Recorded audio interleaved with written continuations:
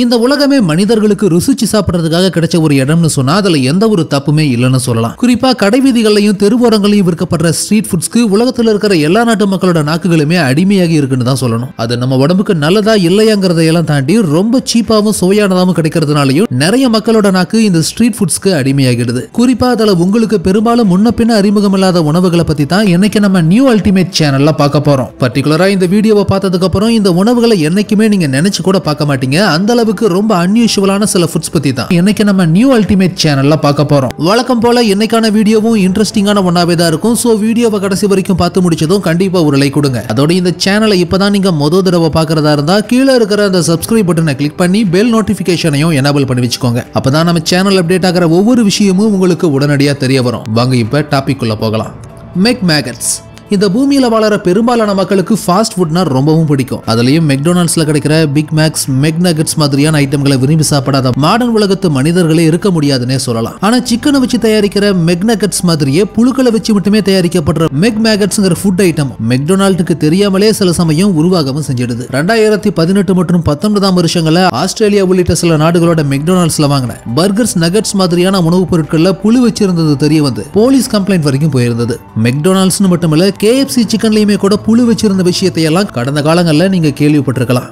கெப்பாயாங். மலேசியாவில் விளையிற ஒரு வகையான பழ வகை தான் இந்த கெப்பாயா. ஆனா இதை மட்டும் கவனமா சாப்பிடலனா அடுத்த வினாடியே பரலோகம் போக வேண்டியிருக்கும். இந்த மரத்துல இருந்து கிடைக்கக்கூடிய பழங்கள் சாப்பிடக்கூடியதாவே இருந்தாலும் அதுல இருக்கிற கொட்டைகள்ல சயனைட் அப்படிங்கிற விஷப்பொருள் குறிப்பிட்ட அளவுக்கு கலந்து இருக்குங்கிறதுனால கொஞ்சம் அதிகமா வாய்க்குள்ளார போயிருச்சுனாலும் நம்ம மேல போக வேண்டியதுதான். அதனாலேயே இந்த விதைகளை நீக்கிட்டு பக்குவமா தயார் பண்ணி சாப்பிடுறாங்க இந்த மலேசியர்கள். ஆனா இப்போ மலேசியாவில் அடிக்கடி வெள்ளம் ஏற்படுறதுனால இந்த கெப்பாயாங் மரங்கள் நிறைய அளவில் அழிஞ்சிட்டு வரதாம சொல்லப்படுது. ஒருவேளை இந்த ஃப்ரூட்டை டேஸ்ட் பண்ணி பார்த்த மலேசியன் தைரியசாலிகள் யாராவது இந்த வீடியோ பார்த்துட்டு இருந்தீங்கன்னா இதோட டேஸ்ட் எப்படி இருக்குன்னு சொல்லி கண்டிப்பா கமெண்ட்ஸ்ல ஷேர் பண்ணுங்க.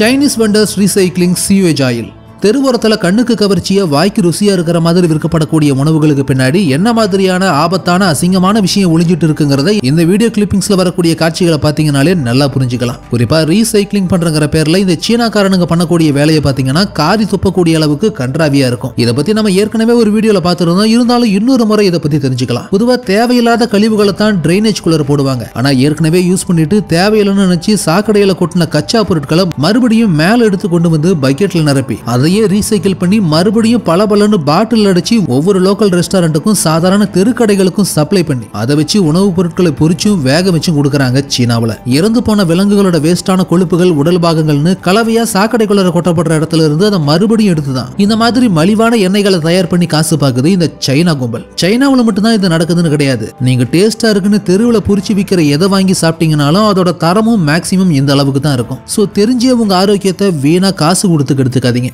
காசு மார்சு. சீஸ் அழைக்கப்படுற பாலாடை கட்டிகளுக்கு ஃபேமஸான நாடு தான் இட்டாலி. ஆனா சாதாரணமா தயாரிக்கப்படுற பாலாடை கட்டிகள்ல இருந்து வேறுபட்டு வேற விதமா தயார் பண்ற ஒரு சீஸ் ஐட்டம் தான் இந்த காசு மார்சு. இட்டாலியோட சார்டினியா தீவுகளை வளர்க்கப்படுற ஆடுகளோட பால்ல இருந்து தான் இந்த பாலாடை கட்டிகளை ரொம்ப ஸ்பெஷலா தயார் பண்றாங்க. ஆனா அது முழுசா கெட்டு போய் அதுல மேகட்ஸ்ங்கிற புழுக்கள் உற்பத்தி ஆனதுக்கு அப்புறம் தான் காசு மார்சுங்கிற இந்த ஃபேமஸான டிஷ்ஷை தயாராகவும் செய்யுது. குறிப்பா எந்த ஒரு பால் உணவையும் குறிப்பிட்ட நாட்களுக்குள்ள பயன்படுத்தலனா அது கெட்டு போய் நுண்ணுயிர்கள் உருவாக ஆரம்பிச்சிடும். ஆனா காசு மார்சுங்கிற இந்த இட்டாலிய உணவை பொறுத்த வரைக்கும் அது கெட்டு போனதுக்கு அப்புறம் தான் சுவையானதாவே மாறுது அந்த நாட்டு மக்களுக்கு. ஆனா இப்படி புழுவோட சாப்பிடுறதுனால நிறைய அஜீரண பிரச்சனைகள் உருவாகுதுன்னு சொல்லி சில வருஷங்களுக்கு முன்னாடி பொது இடங்கள்ல விற்க இத்தாலி கவர்மெண்ட் இதை தடை பண்ணியிருந்தாலும் சில பிளாக் மார்க்கெட்ல கிடைக்கிறதோட வீட்டிலையும் ரகசியமா இதை தயார் பண்ணி மக்கள் சாப்பிட்டுட்டு தான் வராங்க. ஃபிஷ். பண்டைய எகிப்தியர்கள் விரும்பி உணவுல சேர்த்துக்கிட்ட விஷயங்கள்ல ஒண்ணுதான் இந்த இறந்து போன புளிச்சமீன். ரொம்ப மோசமான டிஷ்ஷான இந்த ஃபெர்மெண்டட் ஃபிஷ்ஷை யாருமே சாப்பிடாதீங்கன்னு அது இன்னைக்கு ரேஞ்சுக்கு உடம்புக்கு ரொம்பவும் கேடுதான்னு சொல்லி எகிப்திய கவர்மெண்ட் எவ்வளவுதான் கூவினாலும் அவங்க நாட்டு மக்கள் இதை காதல வாங்குற மாதிரியே தெரியல. சரியான முறையில புளிக்க வைக்கப்படாத இந்த செத்து போன புளிச்ச மீன்களை சாப்பிட்டா பல பிரச்சனைகள் உருவாகுன்னு தெரிஞ்சாலுமே நிறைய மக்கள் இந்த உணவு முறையை இன்னைக்கும் ஃபாலோ பண்ணிட்டு தான் வராங்க. பல நூறு வருஷங்களுக்கு முன்னாடி எகிப்தோட நைல் நதிக்கரையில நிறைய மீன்கள் செத்து போய் எதிர்பாராத விதமா கரை ஒதுங்கி இருக்கு. அப்ப இருந்து தான் இப்படி செத்த மீன்களை புளிக்க வச்சு ஊறுகாய் போட்டு சாப்பிடுற ஒரு வகையான உணவு முறையை ஃபாரோ மன்னர்களும் எகிப்திய மன்னர்களும் கடைபிடிக்க ஆரம்பிச்சிருக்காங்க. உப்புல ஊற வச்சு வெயில 45 நாள் வரைக்கும் காய வச்சு எடுத்த இந்த உணவு இன்னைக்கு எகிப்துல ரொம்பவும் பிரபலம். ஆனா இதை சரியான பதத்திலையும் முன்னெச்சரிக்கையோடையும் சமைக்கலாம் பாட்டுலோனியம் டாக்சின் அப்படிங்கிற நச்சு பொருள் ஃபார்ம் ஆகி நிறைய உடல் சார்ந்த பிரச்சனைகளை ஏற்படுத்தி விட்டுரும்.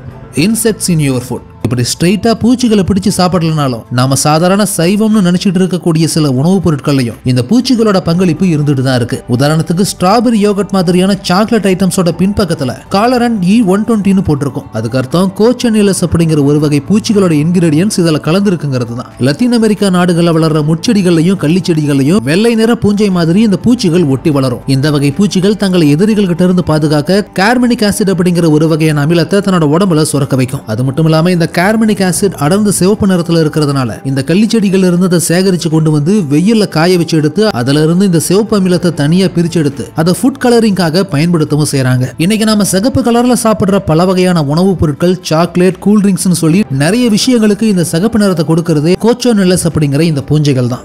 ஐ opener for cheese burger lovers.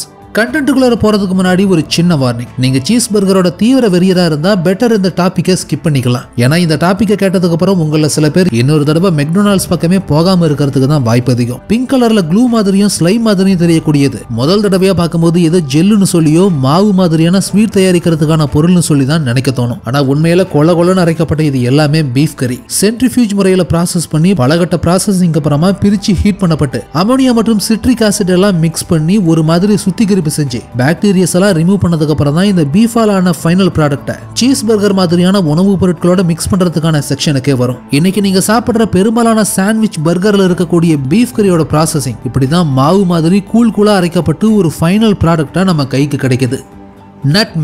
Nutmeg அப்படிங்கிற ஜாதிக்காயை பத்தி எல்லாருமே கேள்விப்பட்டிருப்பீங்க. சிலர் நறுமணத்துக்காகவும் சுவைக்காகவும் சமையல்ல சேர்க்கிறதையும் கூட பார்த்திருக்கலாம். இந்தோனேஷியாவோட மொலுகாஸ் அல்லது ஸ்பைஸ் தீவுகளையும் பாண்டா தீவுகளையும் பிறப்பிடமா கொண்டு வளரக்கூடிய இந்த மரத்தோட விதைகளும் ஜாதிக்காய் பழங்களும் அதோட உலர்ந்து போன மேலோட்டு பகுதின்னு சொல்லி அதோட மேக்சிமம் எல்லா பகுதிகளுமே பயன்படக்கூடிய ஒன்னாவே தான் இருக்கும். ஆனாலும் இந்த ஜாதிக்காயை பொறுத்த வரைக்கும் குறைவான அளவுல நம்ம உடம்புக்கு எடுத்துக்கிட்டா பிரச்சனை இல்லை. ஆனா எப்ப ஒரே நேரத்துல 30 கிராமுக்கு அதிகமா நம்ம எடுத்துக்கிறோமோ அப்போ இதுவும் நமக்கு ஆபத்தான ஒன்னாவே மாறிடும். ஏன்னா இதுல மிரிஸ்டிசின் அப்படின்னு ஒரு வேதிப்பொருள் இருக்கிறதுனால ஹாலுசினேஷன், கன்ஃபியூஷன் சொல்லி நிறைய சைக்காலஜிக்கல் ரியாக்ஷன் ஏற்படுத்தி விட்டுரும் இந்த ஜாதிக்காய். டெத் ஸ்னேக் கறி. ஊர்வன இனத்தை சேர்ந்த உயிரினங்களை பிடிச்சு சமைச்சு சாப்பிடுறதுல சீனர்களையும் தென்கிழக்காசிய பகுதி மக்களையும் யாருமே மிஞ்ச முடியாதுன்னே சொல்லலாம். குறிப்பா நம்மள மாதிரியான மனிதர்கள் பார்த்து பயப்படுற பாம்புகளை கொண்டு அதை உரிச்சு வேக வச்சு சாப்பிடுறதுல சீனர்களும் தென்கிழக்காசிய பகுதி மக்களும் கை தேர்ந்த நபர்கள்னே சொல்லலாம். பாம்புகளை வேக வச்சு சூப் தயாரிக்கிறது, எண்ணெயில டீப்பா ஃப்ரை பண்றதுன்னு சொல்லி பாம்பு சார்ந்த உணவுகளை இந்த பகுதிகளில் ரொம்ப சர்வ சாதாரணமாவே பார்க்க முடியும். Vanilla flavouring. அமெரிக்காவிலையும் ஐரோப்பாவிலையும் சகதிகள் நிறைஞ்ச நீர்நிலைகளை வாழக்கூடிய குறித்துணி வகையைச் சேர்ந்த ஒரு உயிரினம் தான் பீவர்ஸ்ங்கிற இந்த நீரழிகள். ஆனா இப்படிப்பட்ட சகதியில வாழற நீரழிகள் கிட்ட இருந்துமே கூட ஒரு வாசனைக்கான பொருள் கிடைக்குதுங்கிறதும் அதை நம்ம விரும்பி சாப்பிடுற சில இனிப்பான உணவுகளை கலந்துருக்குங்கிறதும் உங்களை எத்தனை பேருக்கு தெரியும்? உங்களுக்கு ஐஸ்கிரீம் பிடிக்கும்னா, குறிப்பா வெனிலா பிளேவர் அதிகமா பிடிக்கும்னா அப்போ இந்த காஸ்டோரியம் பத்தி நீங்க கட்டாயம் தெரிஞ்சிருக்கணும். எல்லோ கலர்ல இருக்கிற இந்த ஆயிலியான பொருள் ஒரு விதமான நறுமணத்தை தரக்கூடியதா இருக்கும். அதோட இது பீவர்ஸோட குளோக்கா அப்படிங்கிற வயிற்று பகுதிக்கு கீழே இருக்கக்கூடிய இடத்துல இருந்து தான் கிடைக்கவும் செய்யுது. ஐஸ்கிரீம் தயாரிக்கிறதுல முக்கியமான மூலப்பொருளான இதை ராஸ்பெரி, ஸ்ட்ராபெரி, வெனிலா மாதிரியான பிளேவர்ஸ்க்கு ஸ்பெஷலான டேஸ்ட் கொடுக்கவும் வாசனைக்காகவும் சேர்க்கிறாங்க. இந்த நீரழிகள் இருந்து கிடைக்கக்கூடிய காஸ்டோரியம் பொறுத்த வரைக்கும் அது உணவுகளுக்கு மட்டுமல்ல வாசனை திரவியங்களுக்கான மூலப்பொருளாகவுமே பயன்படுத்தப்பட்டு தான் வருது. ஸ்டிங்கி டோஃபு. சோயா விதைகள் இருந்து கிடைக்கக்கூடிய பால்ல இருந்து தயாரிக்கப்படுற ஒரு வகையான தயிர் தான் இந்த டோஃபு. அதிக இரும்புச்சத்து இருக்கக்கூடியதை நிறைய விதமான முறைகளை தயாரிக்கிறாங்க. அதுல ஒரு முறை தான் அளவுக்கு அதிகமா புளிக்க வைக்கப்பட்டு தயாரிக்கப்படுற இந்த ஸ்டிங்கி டோஃபு. அதிகமா புளிக்க வைக்கப்பட்டதுனாலேயே ஒரு வகையான துர்நாற்றம் வீசக்கூடிய உணவா மாறக்கூடியதுல பால், காய்கறி, இறைச்சி, உப்பு தண்ணின்னு நிறைய கலவையான விஷயங்களை சேர்த்து இதை தயாரிக்கவும் செய்யறாங்க. அதுக்கப்புறமா வெஜிடபிள் ஆயில டீப்பா ஃப்ரை பண்ணியும் ஆவியில வேக வச்சும் சுண்ட வச்சும் ஃபைனலா சோயா சாஸ் கலந்து ஒரு சூப் மாதிரியும் தயாரிக்கப்படுது இந்த ஸ்டிங்கி டோஃபு. அக்கி.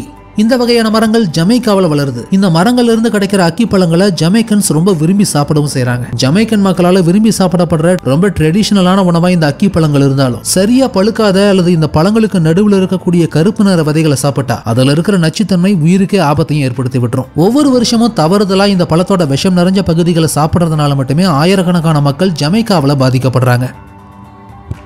ஃபைனலி இந்த வீடியோ உங்களுக்கு பிடிச்சிருந்ததுன்னா லைக் பண்ணுங்க, கமெண்ட் பண்ணுங்க, ஷேர் பண்ணுங்க. அதோட இந்த வீடியோ உங்களுக்கு இன்ட்ரெஸ்டிங்கான ஒன்னாவும் இன்ஃபர்மேட்டிவான ஒன்னாவும் என்டர்டெய்னிங்கான ஒன்னாவும் இருந்ததுன்னு நினைச்சீங்கன்னா கண்டிப்பா நம்ம நியூ அல்டிமேட் சேனலை சப்ஸ்கிரைப் பண்ணுங்க.